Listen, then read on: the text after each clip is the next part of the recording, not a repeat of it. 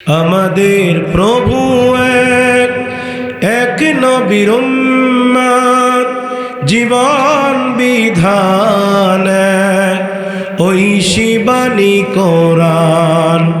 আমাদের প্রভু এক নবীর উম্মত, জীবন বিধান ওই শিবানী কোরআন। তবে কেন এক নও হে মুসলমান, এক হও করি আহ্বান। তবে কেন এক নও হে মুসলমান, এক হও করি আহ্বান।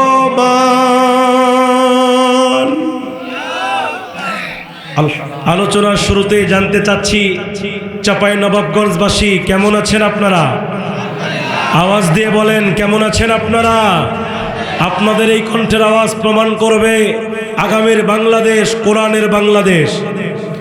আপনাদের এই কণ্ঠের আওয়াজ প্রমাণ করবে আগামীর বাংলাদেশ ইসলামের বাংলাদেশ। আপনাদের কণ্ঠের আওয়াজ প্রমাণ করবে আগামীর বাংলাদেশ টুপিওয়ালাদের বাংলাদেশ। আপনাদের কণ্ঠের আওয়াজ প্রমাণ করবে আগামীর বাংলাদেশ আলেমদের বাংলাদেশ। কোন নাস্তিকবাদীদেরকে ক্ষমতার চেয়ারে মুসলমানরা দেখতে চায় না, এই দেশে ইসলাম প্রতিষ্ঠা করতে চাই। আপনারা কি রাজি আছেন? হাত তুলে আল্লাহকে দেখায়া দেন। আরে আমরা মুসলমানরা তো 16 বছর ধরে নির্যাতিত ছিলাম। আমরা মুসলমানেরা 16 বছর ধরে হক কথা বলতে পারি নাই।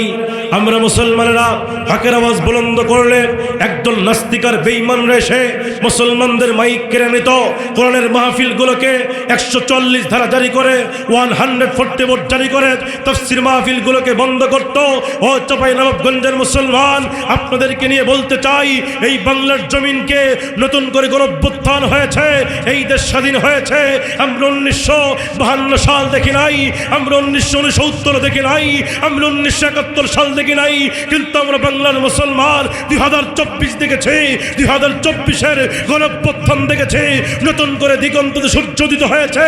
এই জন্য মুসলমানদেরকে বলতে চাই, আগামীতে আমার এই বাংলার জমিনে কিছু থাকুক বলা থাকুক, ইসলাম থাকবে, কোরআন থাকবে। বাতিলের জায়গা বাংলার জমিনে হবে না, বাংলার জমিনে হবে না। আওয়াজ দিয়ে কোন ঠিক না। আল্লাহর কোরআনকে আপনি প্রশ্ন করলেন, কোরআন বলো বলো পৃথিবীর জমিনে তুমি কেন এসেছো, কি জন্য এসেছো? এই প্রশ্ন যখন আপনি আল্লাহর কোরআনকে করবেন, আল্লাহর কোরআন সঙ্গে সঙ্গে জানায় দেয়, কিতাবুন আনজালনাহু ইলাইকা লিতুখরিজান নাসা মিনাজ-যুলুমাতি ইলান নূর। আল্লাহর কোরআন জানাই দেই, দুনিয়ার মানুষ তোমরা শুনে নাও, এই কোরআনুল কারীম কেন পৃথিবীতে এসেছে, কি জন্য এসেছে। কোরআন বলে, দুনিয়ার মানুষ, যেই সকল মানুষগুলো জাহান্নামের পথে চলে গেছে, যেই সকল মানুষগুলো অন্ধকারের ভিতরে পড়ে আছে, যেই সকল মানুষগুলো জুলুমাতের ভিতরে পড়ে আছে, ওই জুলুমাতের ভিতরে পড়ে থাকা মানুষগুলোকে আলোর পথ দেখাবার জন্য এই কোরআন নাজিল হয়েছে। আমার মুসলমান ভাইরা গভীর মনোযোগ। তাহলে কোরআনকে প্রশ্ন করলাম, কোরআন তুমি কেন এসেছ? কোরআন বলে দিল, আমি কোরআন দুনিয়াতে এসেছি এই মানুষগুলোকে জাহান্নামী থেকে জান্নাতি বানাবার জন্য। এবার আমরা কোরআনকে প্রশ্ন করলাম, কোরআন বলো এবার তোমার কাছে জানতে চাই, ও কোরআন তুমি বলো, এই পৃথিবীতে তুমি কাদের জন্য নাজিল হয়েছ? তুমি কোন দলের জন্য এসেছো? এই পৃথিবীতে বহু দল আছে। এই পৃথিবীতে আওয়ামী লীগ আছে, এই পৃথিবীতে বিএনপি আছে, এই পৃথিবীতে জাতীয় পার্টি আছে, এই পৃথিবীতে জামাত ইসলামী আছে, এই পৃথিবীতে চরমনায় আছে, এই পৃথিবীতে হেফাজত আছে। বহু দল এই পৃথিবীতে আছে। কোরআন বলে দাও, তুমি কোন দলের জন্য নাজিল হয়েছ? তুমি কোন দলের কিতাব? এই প্রশ্ন যখন আপনি কোরআনকে করবেন, আল্লাহর কোরআন সঙ্গে সঙ্গে জবাব দিয়ে দেয়, হুদাল লিন্নাসি ওয়া বাইয়িনাতিম মিনাল হুদা ওয়াল ফুরকান। আল্লাহর কোরআন জানায় দেয় দুনিয়ার মানুষরা, আমি কোরআন আওয়ামী লীগ বুঝি না, আমি কোরআন বিএনপি বুঝি না, আমি কোরআন জামাত ইসলামী বুঝি না, আমি কোরআন চরমনাই বুঝি না, আমি কোরআন হেফাজত বুঝি না। এক কথাই পৃথিবীতে যারা মানব রূপে জন্ম নিয়েছে, প্রত্যেক মানব জাতির হেদায়েতের জন্য আমি কোরআনুল কারীম এই পৃথিবীতে নাজিল হয়েছি। তাহলে এখান থেকে বোঝা গেল কোরআনটা সবার জন্য, এই কোরআনটা সবাই পড়তে পারবে। আমার ভাইয়েরা, এই কোরআনটা খ্রিস্টান পড়বে, এই কোরআনটা ইহুদিরা পড়বে। এই কোরআন যদি ইহুদিরা পড়ে, খ্রিস্টানরা পড়ে, এই পৃথিবীতে আমরা নজির আমরা দেখেছি যে এই খ্রিস্টানরা কোরআনের ভুল ধরতে এসে নিজের ভুলটাই ধরতে পেরেছে। আল্লাহু আকবার বলেন। এই জন্য মুসলমান ভাইয়েরা আমার, এই কোরআনুল কারীমটাকে গবেষণা করতে হবে, রিসার্চ করতে হবে। এই কোরআন শুধু হুজুরদের জন্য নয়। আজকে আমার দেশে কিছু লোক আছে, তারা বলে এই কোরআন শুধু হুজুররা পড়বে। আছে না নাই? এই কোরআন কি শুধু হুজুরদের জন্য? জোরে বলেন।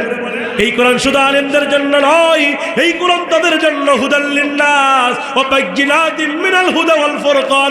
এই কোরআনটা হচ্ছে প্রত্যেক মানব জাতির জন্য। তাহলে কোরআনটা সবার জন্য, ঠিক কিনা? এবার আমরা কোরআনকে প্রশ্ন করলাম, কোরআন বলো বলো, তুমি পৃথিবীতে নাজিল হয়েছ সমগ্র মানব জাতির জন্য, সবার জন্য। এবার আমরা তোমার কাছে জানতে চাই, কোরআন তুমি বলো, তুমি এই পৃথিবীতে কোন মাসে নাজিল হয়েছ? এই পৃথিবীতে 12টি মাস আছে, এই পৃথিবীতে মুহররম মাস আছে, এই পৃথিবীতে রজব মাস আছে, শাবান আছে। ও কোরআন, তোমার কাছে জানতে চাই, তুমি বলো তুমি এই পৃথিবীতে কোন মাসে নাজিল হয়েছ? এই প্রশ্ন যদি আপনি আল্লাহর কোরআনকে করে, কোরআন কি তার জবাব দিতে পারবে? জোরে বলেন, কোরআন কি তার জবাব দিতে পারবে নাকি? আল্লাহর কোরআন বলতেছে, শাহরু রমাদানাল্লাযী উনজিলা ফীহিল কুরআন। আল্লাহর কোরআন বলে দিচ্ছে, আমি কোরআন রজব মাসে নাজিল হই নাই, আমি কোরআন মুহররম মাসে নাজিল হই নাই, আমি কোরআন নাজিল হয়েছি মহা রমজান মাসে। জোরে কোন আল্লাহু আকবার। তাহলে কোরআন নাজিল হয়েছে কোন মাসে?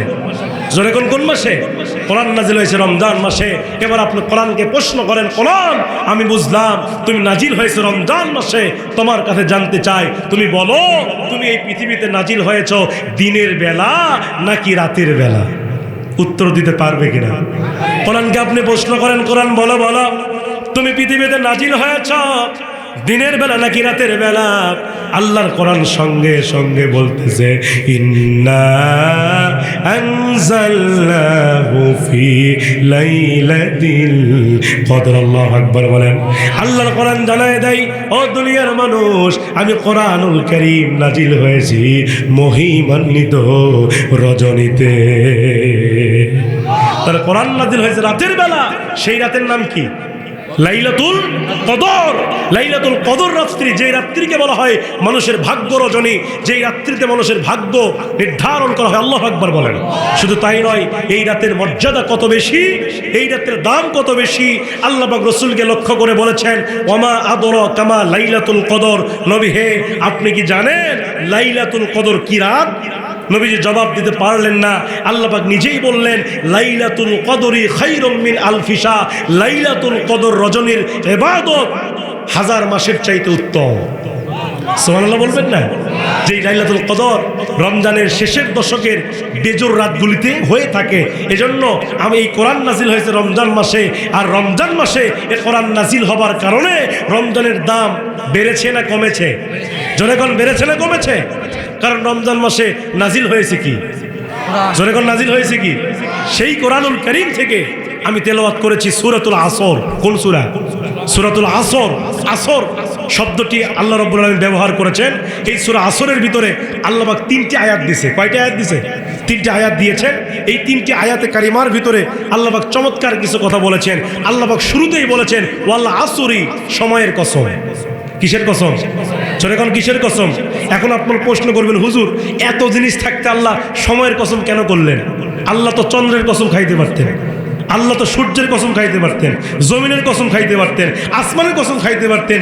আল্লাহ সময়ের কসম কেন খেলেন? প্রশ্ন আছে না নাই? উত্তর হলো, মানুষের প্রত্যেকটি কাজ সময়ে হয়ে থাকে। কথা বলেন না কেন? প্রত্যেকটা কাজ কখন হয়ে থাকে? সময় হয়ে থাকে। কারণ রসুল বলেছেন একজন মানুষের সবচাইতে মূল্যবান হলো তার সময়। মূল্যবান কি? কারণ সময়টা মানুষের সবচাইতে দামি জিনিস। কারণ সময় কারোর জন্য অপেক্ষা করে। আরবিতে একটা বাক্য আছে, ইংরেজিতে বলা হয় time and time wait for নাল আল ওয়াক্তুলা ইয়ান্তাজিরুলি আহাদিন। সময় ও জলস্রোত কারোর জন্য অপেক্ষা করে, অপেক্ষা করে। এই যে সময়, এক সময় আপনারা কি ছিলেন? যুবক ছিলেন। এখন বৃদ্ধ হয়ে যাচ্ছেন কিনা? এক সময় দাড়িগুলা কি ছিল? কালো ছিল। আস্তে আস্তে যত দিন যাচ্ছে দাড়িগুলা কি কালো আছে? কথা বলেন না কেন? এই জন্য রসুল করিম সাল্লাল্লাহু আলাইহি ওয়াসাল্লাম বলেছেন তোমরা সময়কে কাজে লাগাও, 5টি জিনিস আসার আগে 5টি জিনিসকে কাজে লাগাও। সুবহানাল্লাহ। নবীজি বলছেন 5টি জিনিস আসার আগে 5টি জিনিসকে কাজে লাগাও। তার 1 নম্বর নবীজি বলেছেন বার্ধক্য আসার আগে যৌবনকে কাজে লাগাও। কি কাজে লাগাও? যৌবন, বার্ধক্য। আপনি যে কোনো সময়ে আপনার যৌবনে ভাটা পড়ে যাবে, আপনি বৃদ্ধ হয়ে যাবেন। এই জন্য রসুল বলছেন বার্ধক্য আসার আগে যৌবনকে কাজে লাগাও। এখানে যারা যুবক আছেন তারা কি বৃদ্ধ হবেন না? যখন হবেন না, এখানে যারা বৃদ্ধ আছেন, বার্ধক্যে উপনীত হয়েছেন, তারা কি একসময় যৌবন পান নাই? যখন পান নাই। এই জন্য রসুল বলেছে তোমরা যৌবনকে কাজে লাগাও। কারণ যৌবনের ইবাদত আল্লাহর কাছে সবচাইতে বড় দামি। সুবহানাল্লাহ বলেন। কারণ একজন বুড়ো মানুষ 70টা সেজদা দিবে, আর একজন যুবকের 1 সেজদা। আল্লাহু আকবার কর। এই জন্য যৌবনকালে ইবাদত করতে হবে। কারণ যৌবনকালে ইবাদত আল্লাহর কাছে বড়ই দামি। কারণ যৌবনকালে যুবকদের রক্ত থাকে টকবগা। কথা বল না, কেউ কিছু করলে মনে হয় সিরিয়াল দেবো। কথা বল না, এরকম রাগ হয় কিনা? যৌবনকালে রাগ বেড়ে যায়, যৌবনকালে রক্তের গরম বাড়ে। এটা রসুল বলছে যারা যৌবনকালকে তাদের রক্তকে নিয়ন্ত্রণ করতে পারবে, তাদের রাগকে নিয়ন্ত্রণ করতে পারবে, যৌবনটাকে আল্লাহর জন্য উৎসর্গ করে দিবে। রসুল বলেছেন ওই ব্যক্তি বৃদ্ধ হওয়ার পরে যদি ইবাদত যদি কমও করে, আল্লাহ রসুল বলেন ওই যৌবনের ইবাদতের সওয়াব তার আমলনামে আল্লাহ লিখে দিবে। এই জন্য যৌবনকে কাজে লাগাও। এই জন্য যুবক ভাইয়েরা আছো, পায়ে হাত দিয়ে বলি যৌবনকে কাজে লাগাও, সময়টাকে কাজে লাগাও। এই যে যৌবন আছে, একদিন 2 দিন 3 দিন, এই যত সময় চলে যাচ্ছে আপনাদের হায়াত কি বাড়তেছে? হায়াত কি বাড়তেছে? হায়াত বাড়ে না, কখনো হায়াত বাড়ে না, হায়াত কমে যায়। কারণ প্রত্যেকটা মানুষকে আল্লাহ পাক নির্দিষ্ট একটা হায়াত দিয়েছে, ঠিক কিনা বলেন? এই যে তাকদীর, আসমান জমিন সৃষ্টির 50,000 বছর পূর্বে মানুষের তাকদীর নির্ধারণ করা হয়েছে। আপনি কত বছর দুনিয়াতে বাঁচবেন এইটা পূর্ব নির্ধারিত। কথা বলেন না কেন? আপনি যদি 60 বছর বাঁচেন, আপনার বয়স যদি 30-40 বছর আস্তে আস্তে হয়ে যায়, আপনার হায়াত কি বাড়ে না কমে? জোরেগণ কি হয়? এই জন্য রসুল বলেছেন যে বার্ধক্য আসার আগে যৌবনকে কাজে লাগাও। রসুল করিম সাল্লাল্লাহু আলাইহি ওয়াসাল্লাম বলেছেন 2 নম্বর হলো আল্লাহ রসুল বলেছেন তোমরা অসুস্থতা আসার আগে সুস্থতাকে কাজে লাগাও। কি করো? অসুস্থতা যে কোনো সময় আসতে পারে কিনা? জোরেগণ পারে কিনা? সুস্থতা সবচেয়ে বড় দামি নিয়ামত। বিশ্বনবী বলেছেন সুস্থতাকে তোমরা কাজে লাগাও। কারণ কিতাবের মধ্যে আসছে জলিলুল কদর একজন পয়গম্বর ছিল, যার নাম ছিল হযরতে মূসা আলাইহিস সালাম।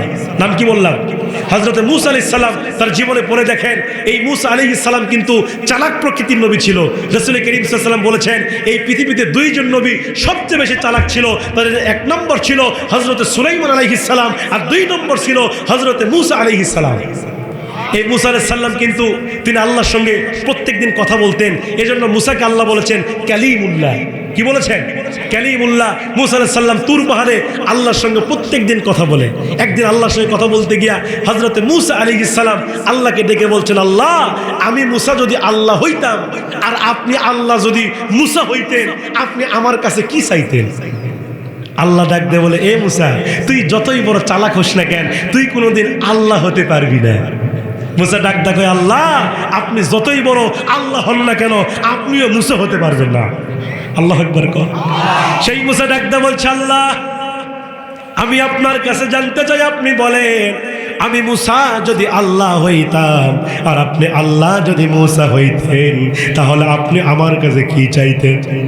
আল্লাহ ডাক দিয়ে বলছেন, মূসা রে তুই কোনোদিন আল্লাহ হতে পারবি না, তুই কোনোদিন খালেক হতে পারবি না, তুই কোনোদিন রাজ্জাক হতে পারবি না, তুই কোনোদিন আল্লাহ হতে পারবি না। মূসা ডাক দিয়ে বলছে, আল্লাহ আমি এটা অবশ্যই জানি আমি কোনোদিন আল্লাহ হতে পারবো না, তবে আপনি একটু ধরে নেন আপনি একটু মনে করেন, আমি মুসা যদি আল্লাহ হইতাম আর আপনি আল্লাহ যদি মুসা হইতেন, তাহলে আপনি আমার কাছে কি চাইতেন? আল্লাহ ডাকদা বলছে, মুসা রে, তুই মুসা যদি আল্লাহ হইতিস আর আমি আল্লাহ যদি মুসা হইতাম, তাহলে আমি আল্লাহ রব্বুল আলামিন তোর কাছে দুইটা জিনিস চাইতাম। আমি তোর কাছে দুইটা জিনিস চাইতাম। হযরত মুসা ডাকদা বলছে, আল্লাহ আপনি কি দুইটা জিনিস চাইতেন জানতে চাই। মুহূর্তের ভিতর আল্লাহ ডাক দেয়া বলে, মুসা রে, এই দুইটা জিনিসের মধ্যে এক নম্বর আমি চাইতাম শরীরের সুস্থতা। কি চাইতাম? শরীরের। একজন মানুষ কোটি কোটি টাকার মালিক, বাড়ি গাড়ির অভাব নাই, কোটি কোটি টাকার সম্পদ তার আছে, কিন্তু শরীর অসুস্থ, শরীর ভালো না। দাম আছে? যখন দাম আছে, লক্ষ লক্ষ টাকার মালিক, 10 তলা বিল্ডিং, চাঁপাইনবাবগঞ্জে বাসা, নাচলে বাসা, ঢাকায় বাসা, টাকার ওপর শুয়ে থাকে, কিন্তু শরীরে অশান্তি, শরীরে রোগ ব্যাধি দিয়ে ভরে গেছে। আচ্ছা বলেন তো, ওই লোকের কি দাম আছে? যখন শান্তি আছে? রাতে 3-4টা ট্যাবলেট খাওয়ার পরেও ফজর পর্যন্ত চেষ্টা করে, কিন্তু ঘুম ধরে না। কথা বল না গায়ে। কিন্তু এমন গরিব মানুষ আছে, রিক্সা চালায় খায়, ভ্যান চালায় খায়, একবেলা খাইতে পারলে আরেক বেলা খাইতে পারে না, হয়তো 4টা ডাল ভাত খায়, ওর খালি শুইতে দেরি হয়, কিন্তু নাকের ফরফরে উঠতে দেরি হয় না। হ্যাঁ, কথা বল না গা। তার মানে বোঝা গেল অর্থের মধ্যে সুখ নাই, সুস্থতার মধ্যে সুখ। কথা বল ঠিক কিনা? এজন্য সুস্থতা সবচাইতে দামি নিয়ামত। সাহাবায়ে কেরামরা শুকর আদায় করেছেন সুস্থতার জন্য। সুস্থতাকে আপনাকে কাজে লাগাতে হবে মুসলমান ভাইয়ের আমার। আর 2 নম্বরে আল্লাহ বলছেন, মুসা আমি তোর কাছে 2 নম্বর যেটা চাইতাম সেটি হচ্ছে নেক হায়াত। যেরকম কি হায়াত? অনেকে আছে আবেগে মক্কা মদিনায় গিয়ে আবার গেলাপ ধরে কান্দে আর আল্লাহ আমার মৃত্যু নেন। আছে না নাই? আছে না? আবেগে আল্লাহ আমার মৃত্যু নেন, আমি এই জায়গায় মরতে চাই। রাসূল বলছে হারাম। কথা বল না কেন? মৃত্যু কামনা হারাম। আপনি মৃত্যু কামনা কেন করবেন? আপনার মৃত্যু কোথায় হবে, কোন জায়গায় হবে, এটা পূর্ব নির্ধারিত। কথা বল না কেন? মৃত্যু সৃষ্টি করছে কে? আল্লাযী খালাকাল মাউতা ওয়াল হায়াতা লিয়াবলুয়াকুম আইয়ুকুম আহসানু আমালা। আপনার হায়াত এবং মউত কে সৃষ্টি করছে? তাহলে আপনি কখন মরবেন, কোথায় মরবেন, এটা কে জানে? তা আপনি কাবার গেলাপ ধরে কয়েছেন আল্লাহ আমার মৃত্যু দেন। কথা বল না কেন? এরকম কিছু আবেগী লোক আছে না নাই? মৃত্যু চাওয়া যাবে না। আপনি বলেন আল্লাহ আমার নেক হায়াত দাও, যেই হায়াতের মধ্যে বেশি বেশি নামাজ থাকবে, যেই হায়াতের মধ্যে বেশি বেশি রোজা থাকবে, যেই হায়াতের মধ্যে বেশি বেশি ভালো কাজ থাকবে, এমন একটা পবিত্র হায়াত তুমি আল্লাহ দান করো।